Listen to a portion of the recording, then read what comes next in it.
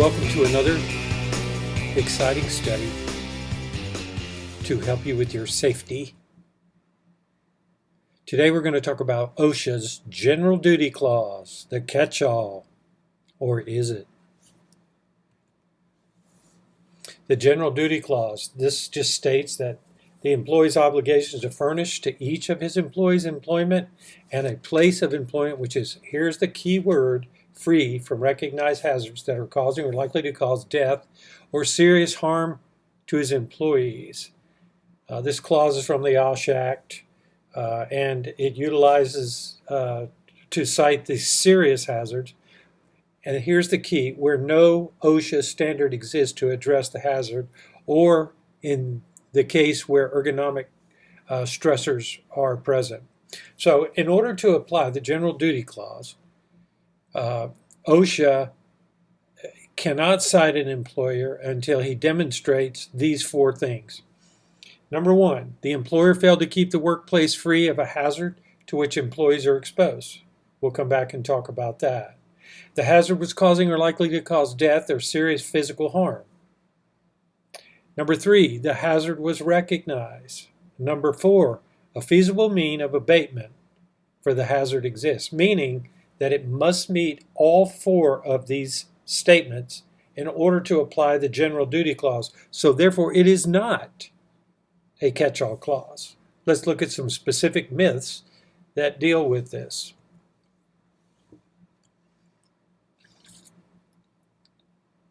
Again, it is not a catch-all, and it has four specific steps that have to be present.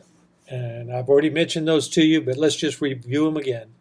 The employer failed to keep the workplace free of a hazard to which the employee of that employer was exposed. The hazard was recognized, the hazard was causing or likely to cause death or serious harm, or there was a feasible or usable method to correct the hazard, and that there was no existing standard to apply from the OSHA. So is it okay to go above the OSHA requirements? Well, you can't be cited for not following a company-specific policy that goes above and beyond OSHA. There are, I think, 27 states in the country that have their own state OSHA plan. In Alabama, we follow the federal OSHA plan. OSHA can only issue citations for laws that were broken, not company policy. There is not a law that says whatever policy you develop is the new law. So site-specific action plan versus law on our own internal requirements. Since it's not a law versus a company policy, you can't be cited for it. However, in the event that there's an incident that involves serious injury or death, and you have a company policy, and the company policy was violated, that would be negligence on the part of the company, and you could face a larger lawsuit. Here's another myth. The general contractor is the most responsible. Well, OSHA does address multi-employer worksite policies that does hold subs to a higher standard. But remember, they're hired for their expertise, like we hire stay-in-place form company or rebar companies that do steel tying and different types, but we're hiring them for their expertise. So here's what's important. A controlling employer must exercise reasonable care to prevent and detect the violations on the site. So you as supervisors and you as employees, if you see a subcontractor and they're not wearing their PPE, or they're not wearing their fall protection, or they're coming too close to a leading edge and not having the proper personal fall arrest system, it is your responsibility to go and talk with them to get them to correct the hazard that they are about to find themselves in. So The other part of this is it means that the controlling employer is not normally required to inspect for hazards as frequently or have the same level of knowledge of the applicable standards or of a trade expertise as the employer it has hired. So it's important that they follow their guidelines, but they signed a contract which states that they will follow our company's policy, safety policies, and procedures. Here's another myth. The employer is responsible for everything. So the OSHA Act 5B says each employee shall comply with occupational safety and health standards and all the rules and regulations and orders issued pursuant to this act, which are applicable to his own actions and conduct. So the employee has to comply. Let's look at some more. Here's a myth. OSHA applies only to 10 plus employees. In other words, if your company only has 10 or more, that's a myth because 2 people are required for OSHA to apply, an employer and an employee. Also, the myth of 10 people comes from record keeping and emergency action plans. So record keeping is required for 10 or more employees, and emergency action plans can be verbal for less than 10 employees. Myth. Compliance officers can issue a citation. They come out on your job, they do the walkthrough, the investigation, the closing conference, and he's going to sit there and write you a ticket. Absolutely not. The compliance officer is on the job to gather evidence and take pictures. All citations are issued from the Secretary of Labor by law through the OSHA Act. But they are issued by the area directors of enforcement office in the employer's jurisdiction. So in Alabama, there's 2 directors, one for North Alabama, one for South Alabama. So the compliance officer can issue citations as false.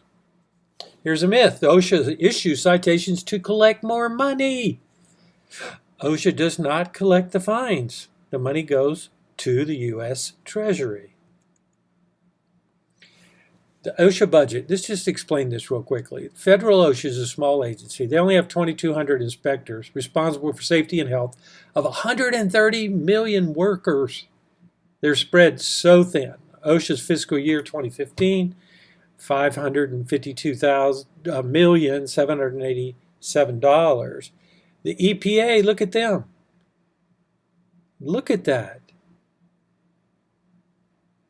$8 billion. 139, $887 billion.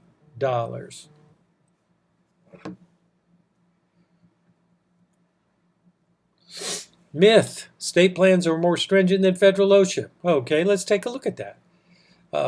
Cal OSHA, California requires fall protection at 7.5 feet versus the OSHA rule of 6 feet. California does not allow other fall exceptions except as a warning line for roofers or 10 feet for scaffolds. Washington State requires fall protection at 10 feet. So you can see that is a myth also, that state plans, not federal OSHA plans, are more stringent. They are not. OSHA jurisdiction. What is it? OSHA has no jurisdiction over uniformed military. Also, in federal states, OSHA has no jurisdiction over county or state employees. So what does that mean? County that we do work for, ALDOT, who we do work for, OSHA has no jurisdiction over them, which is a sad case because they have a lot of serious injuries and fatalities on their traffic control sites mostly. Also, their jurisdiction, OSHA has no jurisdiction over work in countries outside of the United States. So if you are an employer and you're doing work in other countries, OSHA has no jurisdiction over you in that case. But those are good practices to follow. OSHA also does not have jurisdiction over the post office. Postal employees. All right, this will be fun. Here's a myth: OSHA shut the job down. No, OSHA does not shut the job down. Companies may choose to cease operations during an inspection, and that's what we all should do. If OSHA comes on site, everyone should stop work and go take a break. In rare circumstances, though, OSHA has obtained federal injunctions to stop a company from doing business. I'm going to show you a quick video here I think you'll enjoy, and actual footage, and then we'll talk about it afterwards.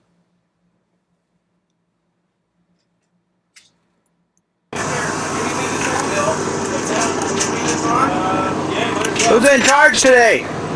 Huh? Who's in charge today? How you doing? I'm in the state of Oregon, Oregon OSHA. Looks like you got a little bit of a shoring problem going on. That's it. That's where it's going right now. Well, he can't be down there. Okay. How are you going to get him out? Showing or what? Yeah, just unhook that thing. Sorry.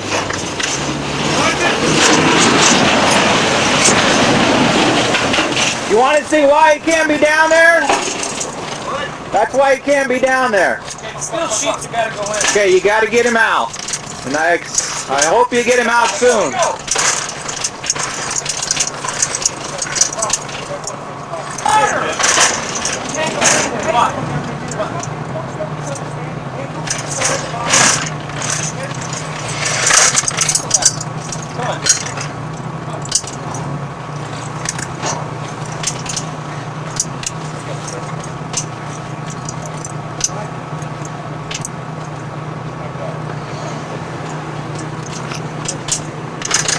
How long you guys been working here? About 3 hours. Okay. How deep are you there? About 21 feet.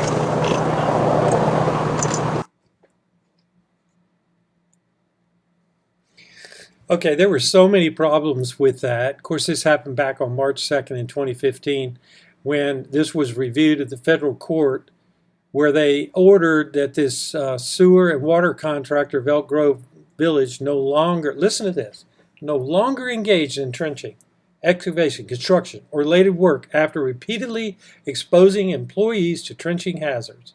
That came from the U.S. Department of Labor. Also, it went for an appeal to the U.S. Court of Appeals on the 7th Circuit, and they issued the order. When he said 21 feet, that's how deep their excavation was. What else comes into play there? Okay, that's right. What else comes into play is it has to be designed by a professional engineer, because you went beyond the 20 feet. There were so many problems with that. There was no barrier. There was no safety precautions being taken. We're not going to do that, but I wanted you to understand that there are some serious bad contractors out there, and we have to police our subcontractors to make sure we don't get a bad one. All right, so this is a true statement. Abatement must always be certified. Well, construction site closure or hazardous removal due to completing of a structure or project will only be accepted as abatement without certification with the area office. The CSHO verifies that the site closure or completion, where the closure or completion effectively abates the condition cited. And in equipment related and all other programs like crane inspection, hazardous communication, respirator training, competent person, qualified person, violations will always require the employer's certification of abatement regardless of the construction site closure. Myth: ladders have to be tied off. Ladders must only be used on stable, level surfaces unless secured. That's why we tie off our ladders at our company. Ladders must not be used on slippery surfaces unless secured or provided with slip-resistant feet. Ladders placed on any location where they can be displaced by workplace activities or traffic, they have to be secured or barricaded. Myth: 3 points of contact on a ladder. Well, let's see. What is the truth there? Well, you always have to face the ladders when you're ascending and descending. You can't go down backwards. You have to use at least one hand to grasp the ladder, whether you're on the rail or the rung, as you progress up or down. An employee shall not carry any object or load that could cause the employee to lose balance and fall. So in reality, it's 2 points of contact, but the best safety practice is 3 points of contact. Myth: hard hats expire in 5 years. Check the date on your hard hats. You will find that we replace most of your hard hats within 2 years. However, some of the nicer, more expensive fiberglass hard hats out there, we try to get the full service life out of them. But the myth about hard hats expiring in 5 years is not true. The born-on date or the service life are two different things. For instance, MSA brand states an estimated service of life of 5 years. That's the manufacturer's recommendation. But it requires the user to make the ultimate determination. So you can get more than 5 years out of a hard hat if it's in good condition, but they usually don't last that long. Also, did you know that we replace the suspension in every hard hat or the hard hat every year? Also, the date code, that's that little round circle with all those little numbers in it, is when the helmet was manufactured, not the beginning of the service life. Sometimes inside our hard hats, we'll write DOS, date of service. So if the manufacturer says or recommends that it be replaced every 5 years, it's from the date of service, not the manufacturer date of the hard hat. Okay, let's keep talking about hard hats. Myth: you can't put stickers on your hard hat. Wow. Many manufacturers such as MSA and Bullard allow stickers to be placed on hard hats as long as they are away from the edges.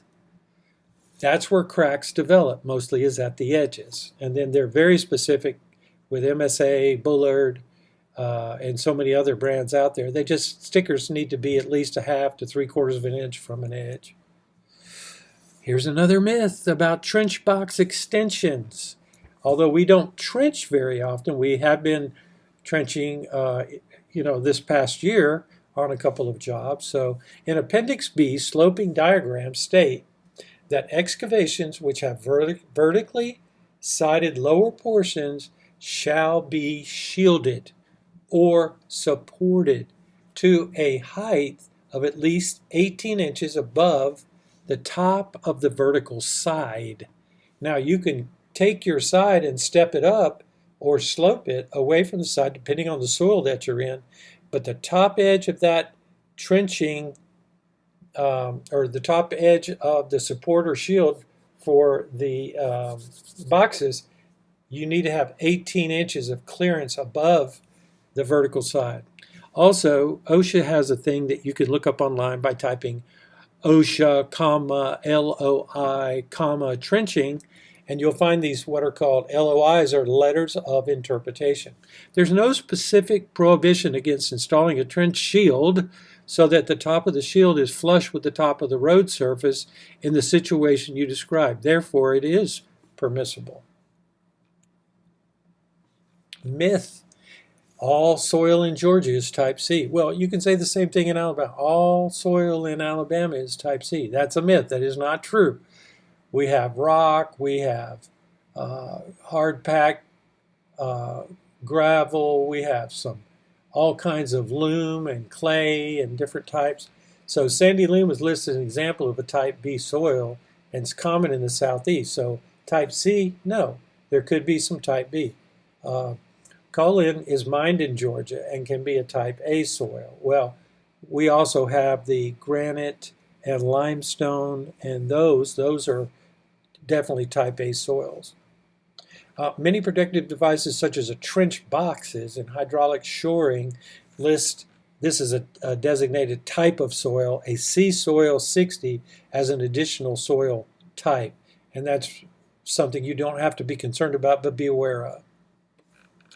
Okay, so what is a type C soil? Well, and I will say the majority of our soils that we work on are a type C soil. They're granular soils, including gravel, sand, and loamy sand. They could be submerged soils or soils which water is sweeping, and some of you have seen some of our big footings go in, and we put in the boxes and shoring boxes, and you see water after rain seep up from the bottom. Also, type C soil has an unstable submerged rock. It could have unstable submerged rock.